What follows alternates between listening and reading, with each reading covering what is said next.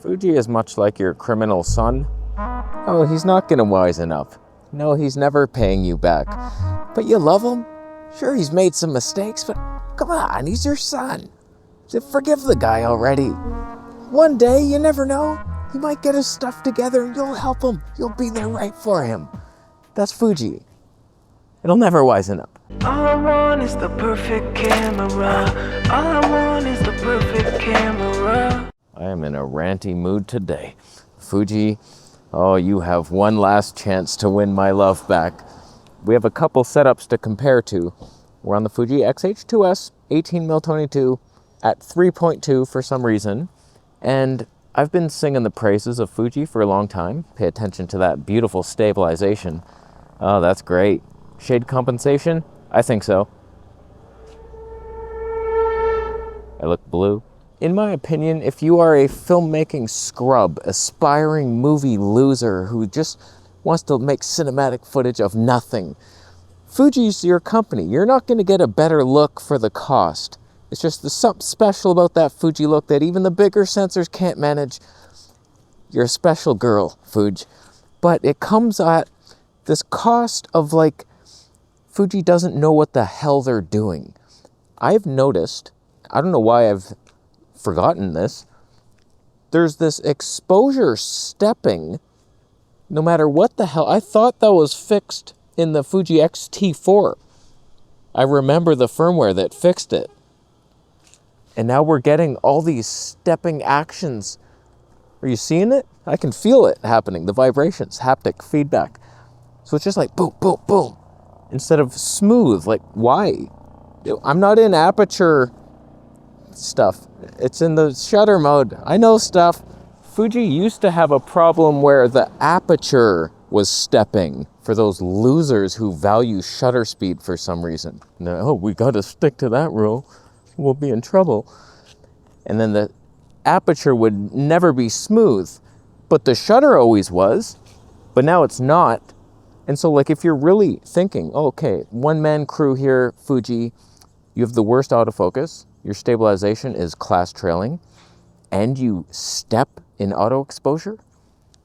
What the hell is that? I'm curious what happens. I'm now in shutter priority mode. Instead, now we're letting Fuji choose the deepest depth of field it ever could. And it's ghetto as shit.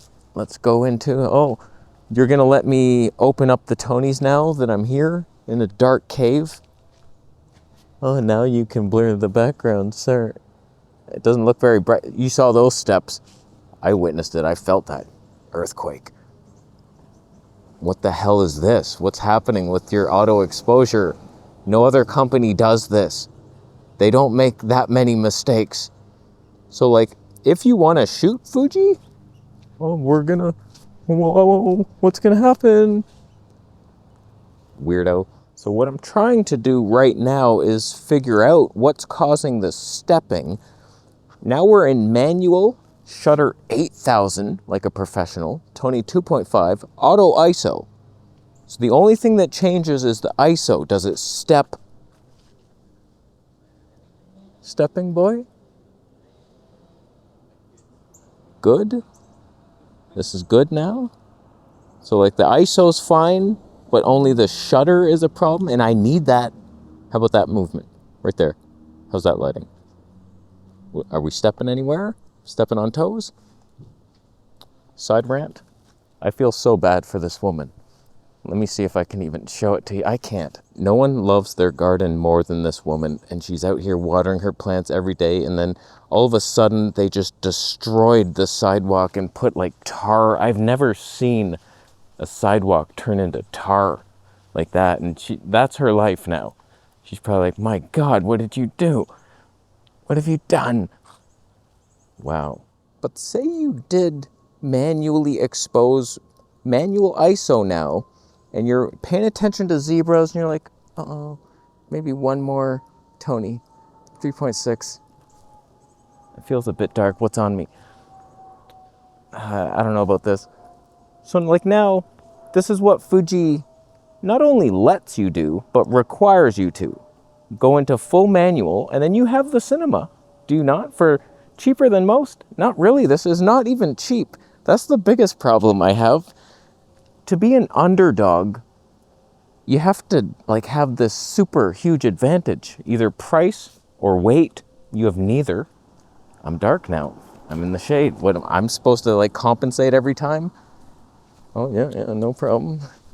This is people with their NDs. So my question, is it worth it? Is it worth all these quirks for that special Fuji magic touch?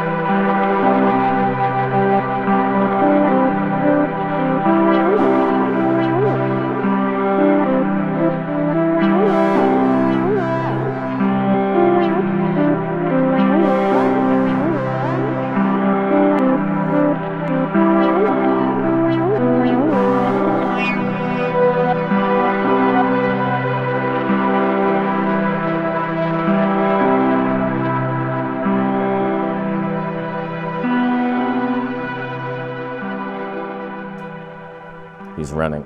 He's bettering his life. It's not a Fuji shooter.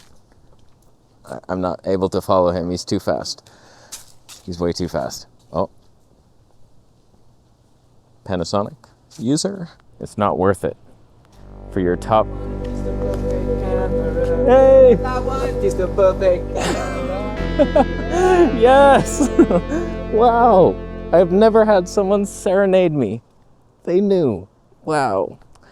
He's so famous right now. So like, no, it's not worth it. Are you, Fuji, with your top-down lighting and your overexposed image? But you have a special place in my heart, and I have a lot of debates going on. Like, I have all these systems. I'm trying to perfect it, like, the least amount of gear, and they all have their purpose. And this was my slow-mo street videography cam, which is, it's hard to beat it, but Nikon could beat it, and Panasonic can't. Oh, hey, Penny boy. Didn't know you were coming today. How's your stabilization? Not good? Or, oh, wow. So, I prefer Fuji. I prefer the look, even though this has way better stab, and it's slightly lighter. But it has a couple problems, deal-breaking flaws. I have 8 seconds to make that light. Those old people with the canes are doing it. I believe it. It's gonna happen. 0 seconds now. It's yellow. That's not looking good, but usually there's a waiting period. That's not gonna turn yet. Huh? Are you even seeing the light? Now it's turned. So while the lighting has taken a turn for the worst, Panasonic has its moments. The deal-breaking flaw, I'll wait till we get to better light. And by better light, I mean this. I apologize in advance. So, Panasonic, if I am to do this, where's my glimmer glass? It's a 46mm filter thread. You know where they stopped making them? 49. Thanks, Tiffin. You have any TIFFs left? Apparently not. So, can't even do it. Yeah, you could step up ring, then I lose my lens hood. Then I'm doing all kinds of complicated stuff. I love that I can put a filter on and the lens hood on my Fuji. Yeah. So like no step-up rings, no ND filters, worth shutter 20,000 like a pro. But Panasonic has 3 deal-breaking flaws that make me not want to invest more in you. This is G9 II, Leica 15mm 1.7. First flaw, for the slow-mo street videography, 300 frames per second, you would think, class-leading, oh my god. For some reason, in manual focus, Panasonic's focus scale goes from 3 feet to infinity and nothing in between. On Fuji, I know I have to be just between 1 and 1.5 meters, and it's very stepping slow, like yeah, right about there I'm gonna get the perfect shot. If I'm 1.5, it's a bit far, I might miss those close moments. Whereas Panasonic, 3 feet, and then you're guessing for the rest of the day. It's impossible. Like, who the hell designed a focus scale to stop there? Your criminal son replaced your vodka with water, and you're letting him do it. You're letting him do it. It wasn't vodka. I'm not an alcoholic. How would I know that? You're a loser. Clean up your life. So that is annoying. And the second thing, this lens, it is a bit tight, isn't it? A lot of you warned me against it, and I don't know. It's not bad. You can do it, but it's kind of tight. You're not really, like, what's the point of vlogging with this? It's mostly just a walking portrait. I don't know who wants to watch that. So it's like, it's a bit much. And then if you get the Leica 9mm, which I've debated, 55mm filter thread, I have a glimmer glass that I could take off my bullshit RF 28mm. But then it's too wide. It's good for this, but then you can't get the slow-mo street stuff, and I'm losing my mind. You know what I'm not losing? Hope in humanity. And all that free stuff right now. And the lighting. Did you know you could have that painting in your life with the colorful fish? Fish with a necklace up there and the hook. And they're going for materialistic things, and they shouldn't be, and that's why they're dying. It's a really powerful piece right there. I don't know what that was. It's some type of collage, a dream, like a wish book type of thing. I just want a happy family with my married husband. He's really hot and Cuban, and my daughter does the ballerina stuff, and she makes us money. It's an interesting pile of divorce court here, but it's pretty good. I'm gonna have some of it. Probably not. I don't want the energy of it. I'm gonna leave. But at least Panasonic gives you the option for 25,000 shutter. Like, it's ridiculous, but on my Canon, it goes up to 8,000, then it starts clipping, and there's nothing you can do but bring extra filters. Try to put an ND on that 28mm. It would screw onto the moving element. Don't green screen this, you bunch of dicks. And the final flaw of Panny Boy is just the color science is not my favorite. Very saturated. You often prefer it because of all the work I had to do towards it to get it somewhat respectable and like desaturate the reds, and then it doesn't look right. It never looks right, but nothing I ever do looks right. I'm actually on my way to return those blue lights. They were ghetto, and I will have dignity. My next living room vlog, I swear it.